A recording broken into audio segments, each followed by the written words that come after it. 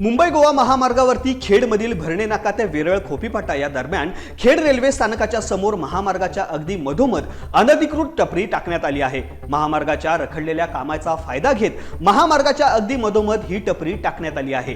ही टपरी या आधी महामार्गाच्या बाजूला उभी करण्यात आली होती, परंतु महामार्ग ठेकेदार आणि महामार्ग विभागाच्या रटाळ कामाचा फायदा घेत टपरी मालकाने आता थेट ती टपरी महामार्गावरच चालू केली आहे। विशेष म्हणजे या टपरीचे आता मोठ्या दुकानामध्ये रूपांतर झाले आहे। अशा अनधिकृत टपरी चालकांना महामार्गावरच टपरी चालू करण्यासाठी मुभा कोण देतो, त्यांच्यावर कोणाचा वरदहस्त आहे असा सवाल सध्या वाहन चालक व नागरिकांना पडला आहे।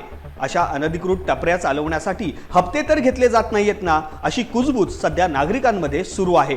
महामार्ग लगतचे इतर दुकाने अथवा टपरी रात्रीपर्यंत उशिरा चालू ठेवण्यास मज्जाव आहे, परंतु चक्क महामार्गावरती टाकलेल्या या अशा टपरी चालकांना मुभा कोण देतो हा एक संशोधनाचा विषय बनला आहे।